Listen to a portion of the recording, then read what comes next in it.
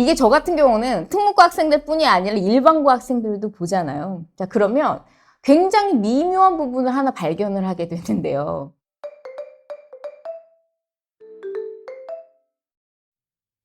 네, 안녕하세요. 정고은입니다. 이번 시간에는 사실 꼭 저도 다뤄보고 싶었었던 주제인데요. 특목고를 쓰는 게 맞는지 안 맞는지, 한마디로 여러분들을 위한, 저의 구독자분들을 위한 고교 선택 가이드를 좀 제대로 찍어보려고 합니다. 이때까지 찍었었던 영상들이 아무래도 대부분은 학교를 결정한 다음에 필요한 것들을 제가 많이들 알려드렸었죠. 그래서 예를 들어 각 학교별의 특징이나 아니면 그 학교들을 쓰기 위해서 필요한 준비 기반 같은 것들을 좀 말씀을 드렸는데, 사실 저도 컨설팅을 하면서 그리고 수업을 하면서 가장 많이 받는 질문 자체가 학교를 어찌됐든 특목고를 쓰는 게 맞냐 틀리냐에 대한 질문들을 가장 많이 받고 있기는 합니다. 그리고 저도 결국 핵심은 이 특목고라는 곳을 쓰는 것이 맞는지 아닌지부터가 사실상 입시의 모든 것의 시작이기 때문에 이 부분에 대해서 한번 짚고 넘어가 드리면 좋을 것 같다는 생각이 들었습니다. 자, 근데 이 영상을 시청하시기 전에 분명히 또 말씀드릴 부분은 개별적인 컨설팅 상황이 아니기 때문에 학생들의 보편적인 상황을 기준으로 말씀을 드릴 수밖에 없다는 것을 미리 언지를 하고 시작을 하겠습니다. 그래서 아무래도 학생 개개별로 상황에 따라서는 조금 다를 수는 있지만 보편적으로 적용될 수 있는 법칙들을 그래도 조금 정리를 해봤고요. 이 영상을 통해서 내가 이 학교를 쓰는 게 맞는지 아닌지에 대한 고민을 하시는 경우가 있다면 정리가 되셨으면 좋겠습니다. 자, 그래서 총 3번의 시간 동안 특목고를 쓰는 게 맞는지 틀리는지부터 그 다음에 만약에 쓴다면은 어떤 학생들이 쓰는 게 좋은지, 그다음에 마지막으로 쓴다면 어떤 학교를 쓰는 게 좋은지까지 연속적으로 한번 설명을 드려보도록 하겠습니다. 자, 우선 첫 번째로 특목고를 쓰는 게 맞는지 틀리는지부터 같이 얘기를 좀 해봐야 될 것 같은데요. 우선 이 얘기를 드리기에 앞서 먼저 시작해야 될 부분은 고등학교에 갖고 있는 목적성에 따라서 이거는 좀 달라질 수 있다라고 말씀을 드리고 시작을 하겠습니다. 예를 들어 이 영상을 보는 학생이나 학부모님 중에 고등학교라는 곳이 갖는 목적성에 대해서 나는 우리 아이의 또는 나의 고등학교 시절의 행복을 위해서 나는 이 고등학교를 좀 선택을 하고 싶다. 나의 어떤 개인적인 행복감이 가장 우선순위다. 라고 하신다고 하면 제가 앞으로 설명을 드리는 이 내용들이 조금 맞지 않으실 수는 있습니다. 그리고 그거는 당연히 개개별로 너무 다른 기준이기 때문에 존중받아야지 마땅하다고 생각을 하고요. 자, 근데 만약에 내가 고등학교에 대해서 두고 있는 목적성이 대입이다. 나는 내가 대학을 잘 갈 수 있는 고등학교를 좀 선택하고 싶다라고 한다면 제가 지금부터 하는 얘기들이 조금 더 도움이 되실 수는 있을 것 같습니다. 자, 그럼 이제 본격적으로 시작을 한다면 특목고를 가는 것이 전자사나 외국어국제고를 가는 것이 결국 궁극적으로 대입에 도움이 되는가 안 되는가를 알기 위해서 가장 첫 번째로 알아야 될 부분은 대입의 어떤 기조겠죠. 그래서 지금 현재 발표된 것까지를 기준으로 봤을 때 우리의 어떤 대입 기조의 큰 변화 3가지를 좀 꼽아보고 그것이 각각 특목고와 어떻게 연동되는지를 좀 살펴보면은 아무래도 판단을 하시기가 수월하실 수 있을 것 같습니다. 자, 대입 기조의 핵심적인 변화를 3가지를 꼽아본다고 한다면 첫 번째는 정시의 확대, 수능의 확대고요. 두 번째는 학생부 교과 전형의 확대입니다. 그리고 3번째가 고교 블라인드입니다. 자, 이렇게 3가지가 사실상 교육부에서도 굉장히 중요하게 생각하고 있는 대입의 어떤 분위기고, 그리고 일반적인 대학들도 그런 것들에 따라서 사실상 이 3가지를 적용시키고 있기 때문에 우리가 이 부분에 대해서는 알고 가실 필요가 있는데요. 각각 하나씩을 얘기해 보면서 특목고가 어떤 식의 이점 또는 분리점을 갖고 있는지에 대해서 얘기를 해보도록 하겠습니다.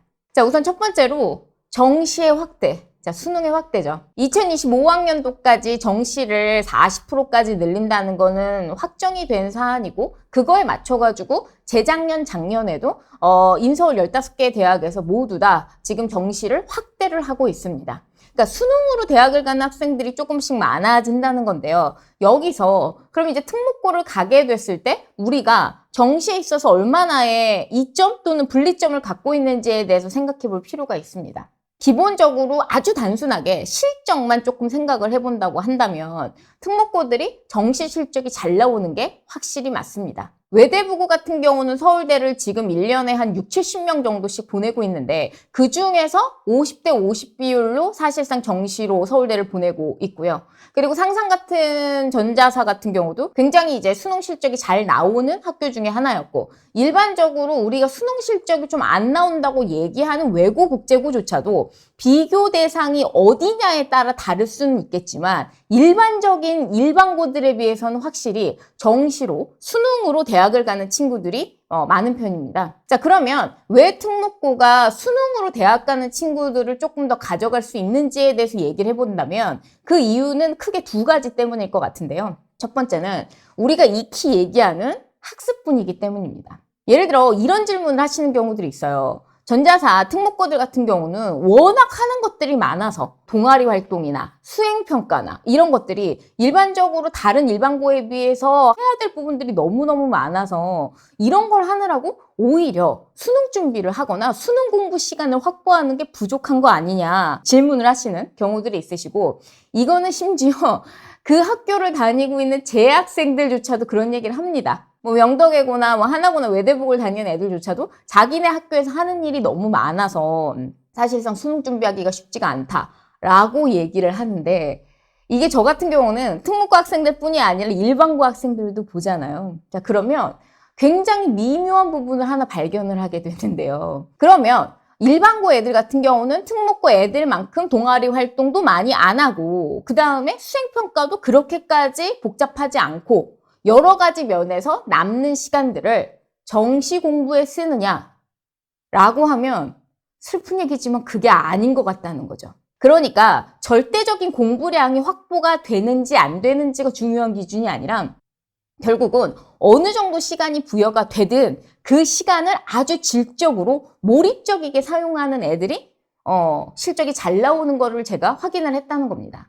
더 쉽게 말씀을 드리면 특목고를 다니는 친구들 같은 경우는 하루를 48시간 사는 것처럼 사는 애들이 많거든요. 그러니까 그렇게 많은 걸 해야 되는 와중에서도 정시 공부를 하고 수능 준비를 같이 하는 거죠. 얘네가 이렇게 바쁘게 사는 이유는 본인과 함께 생활을 하는 자기의 친구들이 모두 그렇게 하고 있기 때문에 본인 혼자 하루를 24시간처럼 살 수가 없는 거죠. 결국 핵심적인 거는 얘가 어떤 식으로 학습을 하는지는 나한테 할당되어 있는 절대적 시간이 아니라 결국은 이 시간을 굉장히 효율적으로 사용을 해야지만 모든 면에서 많은 학습들을 할 수 있는데, 특목고 같은 경우는 워낙 경쟁적인 분위기고 스트레스가 많고 모든 애들이 열심히 하는 분위기다 보니까 이게 수능 준비를 하면서 동시에 수행평가를 하고 동시에 뭐 시험 준비를 하고 내신 준비를 하는 이런 식의 멀티플레이를 하는 경우들이 많다 라는 거를 제가 느꼈고요. 그 다음에 이제 두 번째 요인 같은 경우는 학교 시험 때문입니다. 여기서 지금 우리가 수능 얘기를 하는데 내신 시험 얘기가 왜 나오느냐라고 생각을 하실 수가 있는데, 일반적으로 성적을 따기가 쉬운 우리가 이제 일반적인 일반고들 같은 경우는 아무래도 내신 시험 자체가 암기형 위주의 시험이 나오는 경우들이 많습니다. 교과서를 좀 이런 말하기 그렇지만 토시 하나 안 틀리고 완벽하게 열심히 외우게 되면 시험을 잘 볼 수 있는 시험들이 많이 나오게 되는 거죠. 자, 근데 특목고 같은 경우는 그렇게 시험을 내서는 절대 이 아이들의 성적을 분산할 수가 없기 때문에 학교 시험 자체가 우리가 이제 속된 말로 수능형 느낌이라고 하는, 사실상 일반적인 단순 암기를 통해서는 풀 수가 없는 뭐 사고력이든 논리력이든 응용력이든 이런 것들이 필요한 시험 문제를 학교 측에서 내실 수밖에 없다는 거죠. 그래서 이런 부분들 때문에 아무래도 특목고를 다니는 친구들이 정시에 있어서 수능형 느낌의 어떤 시험에 있어서 적응력이 조금 빠를 수 있는 부분이 있다라는 거를 하나 말씀을 드리고요. 다음 영상에서는 나머지 교과 전형의 확대와 고교 블라인드가 또 어떤 영향을 미치는지에 대해서 설명을 한번 드려보도록 하겠습니다.